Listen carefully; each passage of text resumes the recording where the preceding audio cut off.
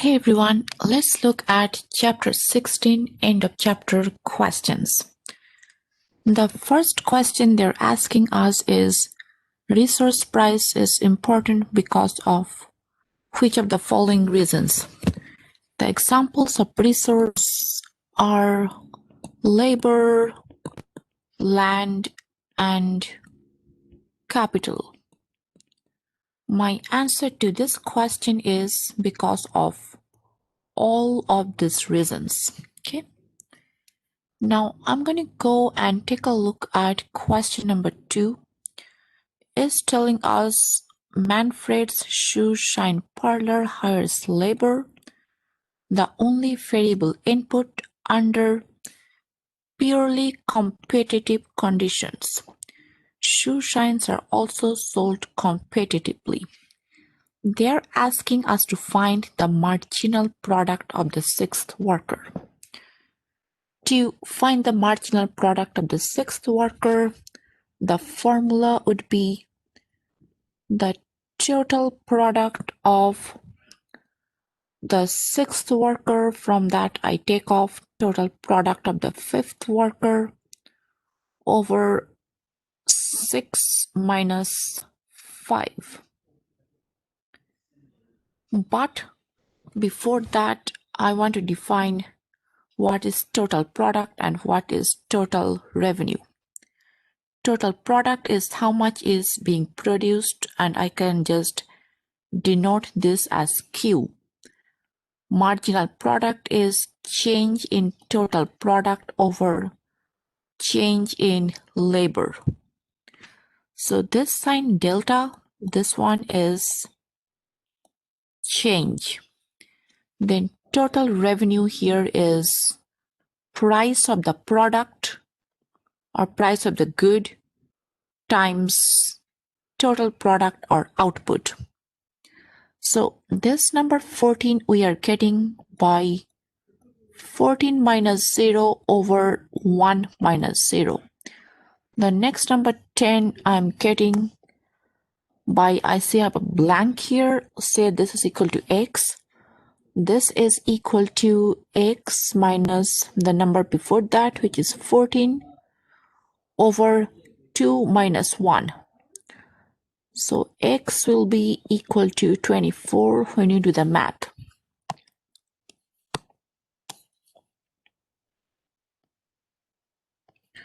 Next number is 30 minus 24. I'm avoiding the denominators because the denominators are all equal to 1. Next number is 5, 35 minus 30. The next one is 4. I have to find out this one. I don't really know this number, but for that I need to find out what this number is. Say I will assume this number is equal to y. Let's see how we get this number 2. The number 2 we get by 44 minus y over 7 minus 6. 7 minus 6 is equal to 1. So y is 44 minus 2 equal to 42. Take it off. This one is 42. So what is being asked in the question is this number. This one is total product of 6 minus total product of 5. 44 minus 42.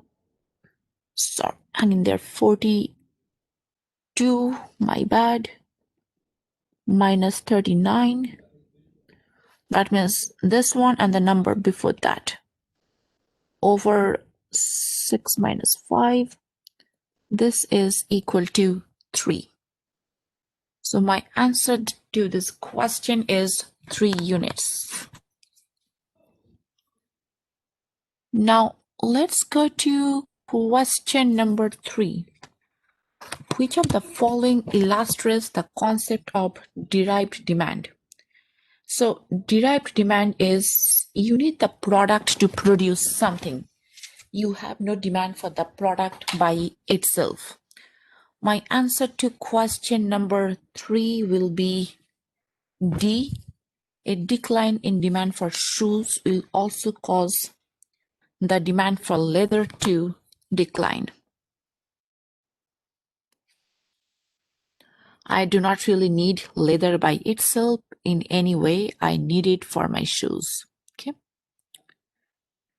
Now, question number 4, it says, farm is hiring workers under purely competitive conditions at a wage of $10. It will employ how many workers? So it's going to hire workers up to the point where marginal revenue product of labor, this is equal to wages. Now I have the product price, which is $3 throughout, and the product is sold in a perfectly competitive market. I know that because the product price is not changing no matter how much the product sold keeps increasing. So I need the marginal revenue product here, but before that I would need the marginal product. Let me just write down the marginal product here. The formula for marginal product is change in total product over change in employment. So this one is the formula for marginal product. So employment, I can just say this is L. Writing down the numbers, 12 is 12 minus 0. Next we have 22 minus 12 is 10. Next number is 8. 30 minus 22. Next 36 minus 30 is going to be 6. 40 minus 36 is 4. 42 minus 40 is 2. Next thing I'm going to write down is marginal revenue product, which is marginal product times price. The price is $3. So I have 12 times 3, 10 times 3, 8 times 3, 6 times 3, 4 times 3, and 2 times 3.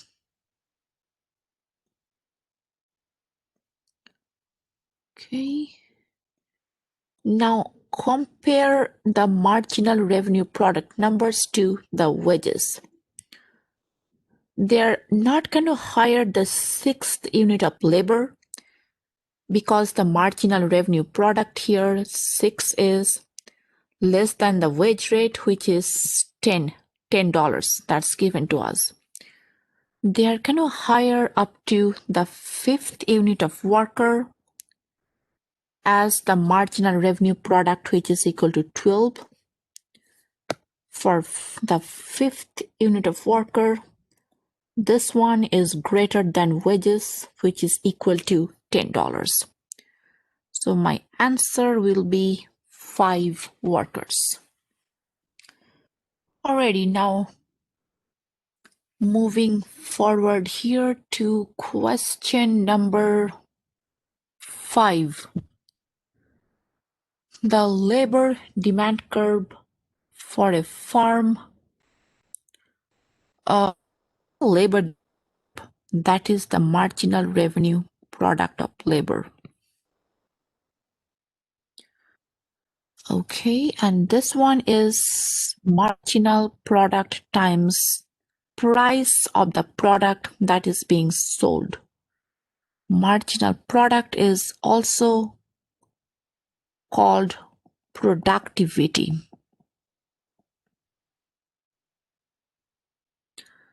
Okay, this is going to fall. This marginal revenue product of labor is going to go down if the productivity goes down or the price of the good that is being sold goes down, or both goes down. So my answer will be this one.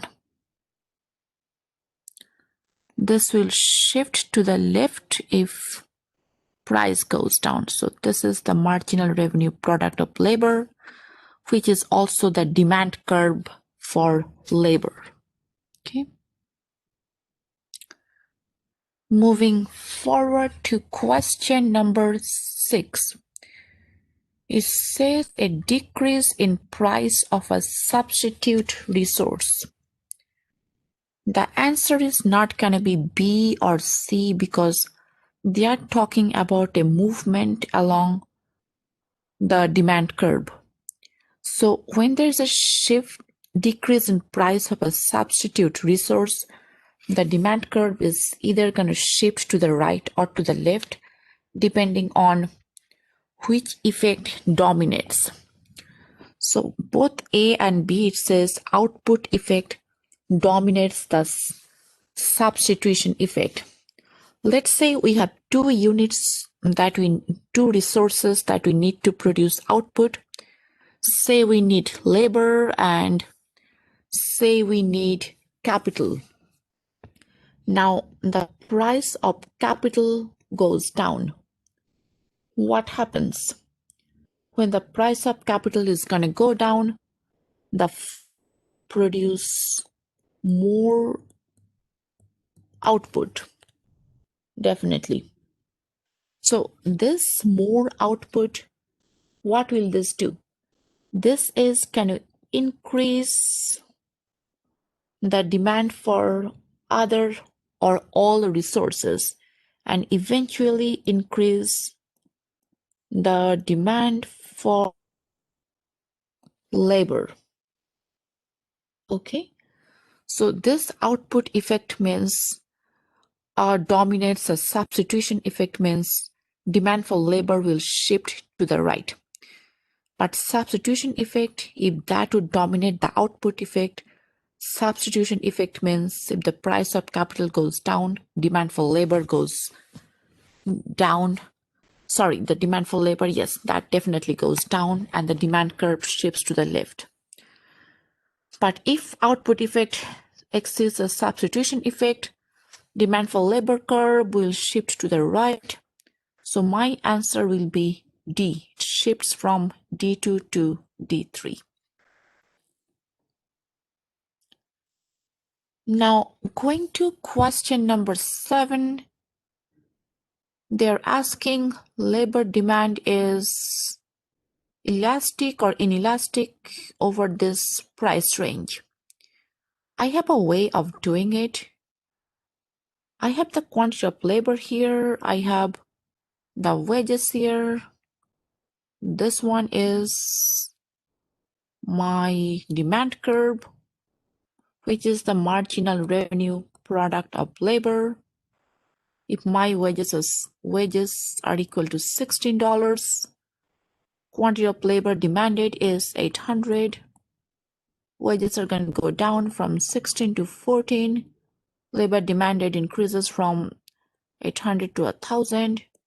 Demand keeps going down even more, 14 to 12. The price keeps going down even more. The price of labor or wages, the demand keeps increasing. That is the demand for labor. So you can either do the whole mathematical calculation here, or you can just use a small trick we used on the chapter for elasticity to find out if certain combination of prices and quantities are elastic or not. So on the top part of the demand curve, this is elastic. The top part is elastic. The bottom part is inelastic. Like if we look at a midpoint demand curve, and the middle part is unit elastic. So because this 16 to price range, this looks like on the top part of the demand curve without any calculation, I'll say my answer is elastic. Okay. All right, you can just reconfirm by doing the math. I'm not going to go there. I'll make it things as simple for me as possible.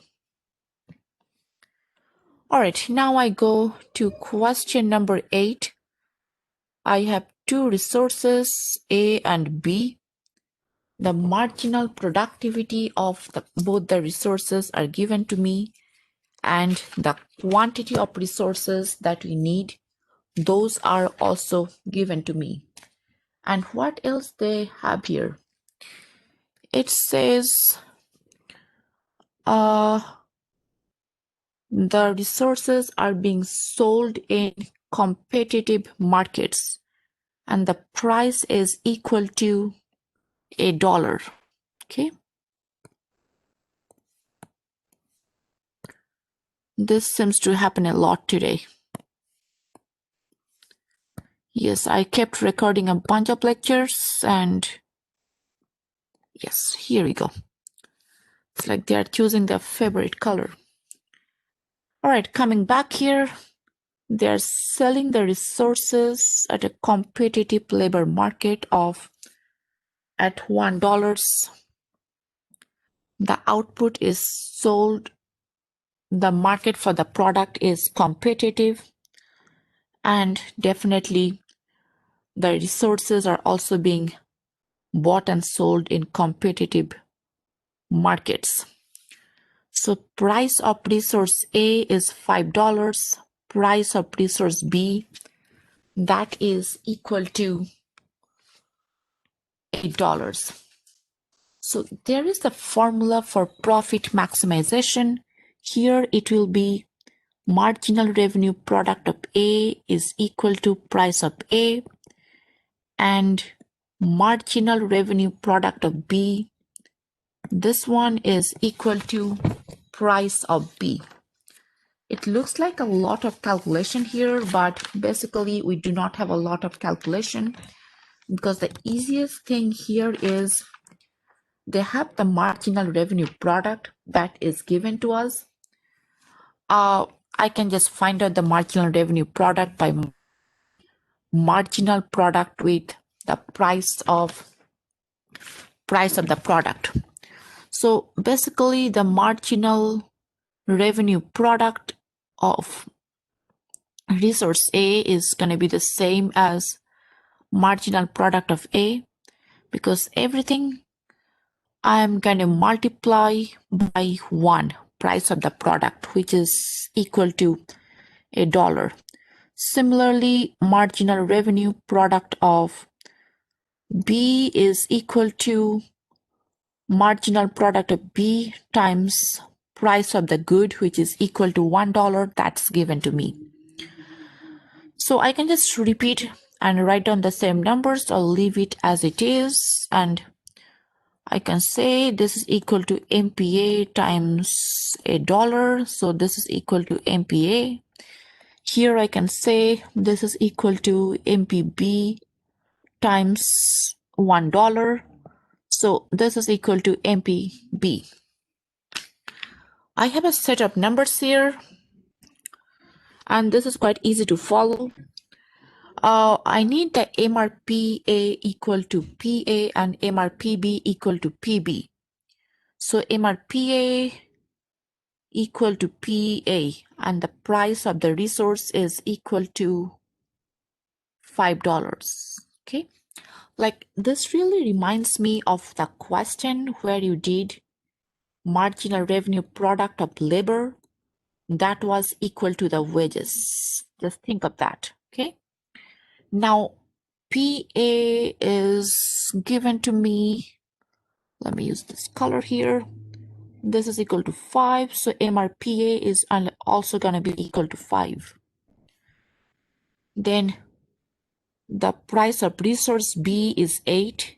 Marginal revenue product of resource B, that's also going to be 8. I find these are, sorry about that noise, people. I can't help what's going outside. So this is going to be the answer to my question. We need 5 units of resource A and 7 units of resource B. Okay. Now going to question number 9. They're asking us what is the least costly combination of resources for the farm to employ in producing 192 units of output. There is a formula to find the least costly combination of resources. That is MPA over PA equal to MPB over PB. Be careful the difference between profit maximization, the formula, and the formula for least cost combination of resources. I did a bunch of math here and I'm just going to give you the answer straight away. So what you can do is definitely go and work out the problem by yourself. So my answer to this question is A, and I'm going to show you why. It's telling me 3 units of A and 4 units of B. For the third unit of A, marginal product is 15. Price of A is $5. This is the price of resource A. And for the fourth unit of resource B, marginal product is 24 and price of B is 8. So 3 is equal to 3. So that's the answer to my question. That's question number 9. Going to question number 10 here. Assume the coefficient of elasticity for product demand in industry A is 0.5 and industry B is 3.2. So the product demand for industry B is more elastic. That means because the product demand is more elastic, the resource demand in industry B is also going to be more elastic. More elastic means the elasticity number has a higher coefficient. This is the answer to question number 10. Question 11. Which of the following will not shift the demand curve? Change in the wage rate. Change in the wage rate, we would have a movement along the demand curve. This is the demand curve for labor, marginal MRPL. Okay, question number 12. Employers will hire more units of a resource if productivity increases. Definitely. Remember, MRPL is equal to marginal product times price of the product. Okay.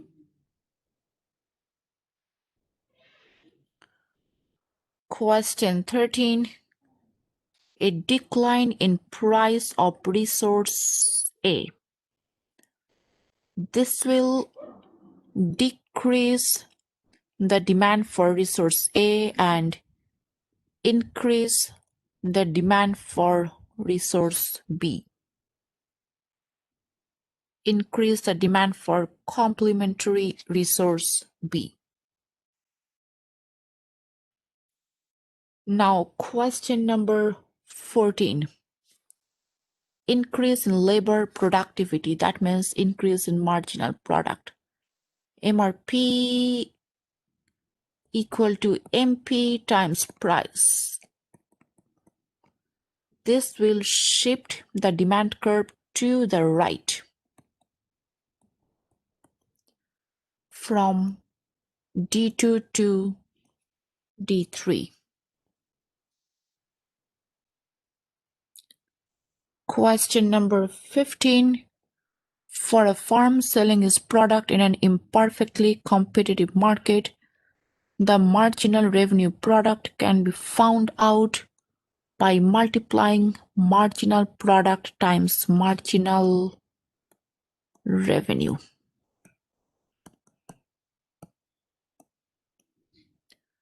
Question 16, we did a problem like this.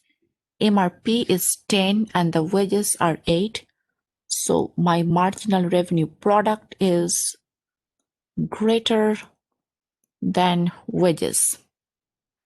This one, answer is C, because they should hire more labor to increase profits.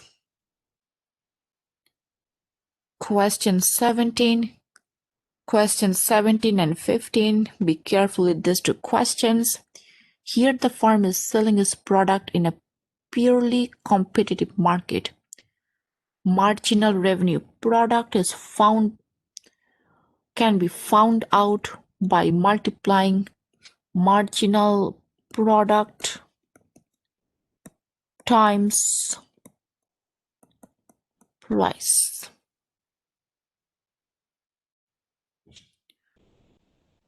Take a look at question number 18 here. Looks like the product market is imperfectly competitive, because if it was perfectly or purely competitive, the product price would not change. Here, if they want to increase output, they have to lower the price of the product. Question 19, that's not too complicated either. I'm just going to write down the labor and the total product numbers. So hire one labor, total product is 24. The second labor, the total product is 32. Then the third labor is 37. Fourth unit of labor, this is equal to 40. But the question they're asking is, what is the marginal product of the second unit of labor? So marginal product of the second unit of labor is equal to the total product of the second unit of labor minus the total product of the first unit of labor over 2 minus 1.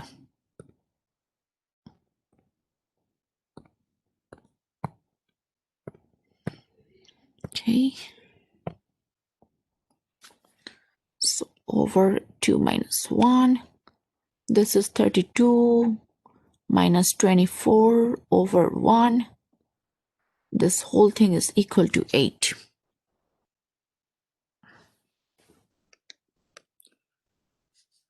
All right, now let's go to question number 20. We did a problem like this before, and we do not need any mathematical complications here. Let's see what they're asking us. They're asking us the price of the product. Remember, the product market is competitive. That means for however many product is sold, the price is the same for all the products. Total revenue is calculated by multiplying price times quantity. Quantity is the total product. 42 is equal to the price times 14. We can say the price is 42 over 14, that is 3. Or I can use any other number here. I can say 132 is equal to price times 44. So the price is 132 over 44. That is gonna be equal to 3. Okay. So my answer to this question is this one.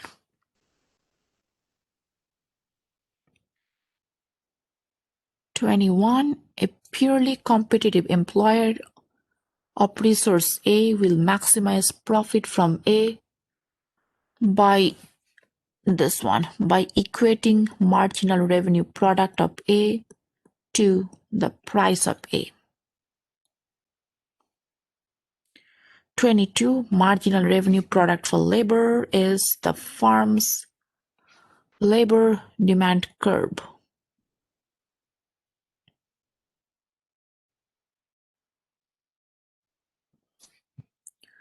Then the marginal revenue product schedule is the farm's, that is question 23. This is the farm's resource demand schedule. Okay. Now question number 24 is just a definition here, which we can all look up. Marginal revenue product measures the amount by which addition of an extra unit of worker increases firm's total revenue. Question 25, we need pilots. We have demand for airline pilots from the demand for air travel. This is an example of derived demand for labor. Now the last question, demand for resource primarily depends on the demand for the product or service that it helps to produce. So these are all the questions that we can just go ahead and practice for this chapter. Thank you very much.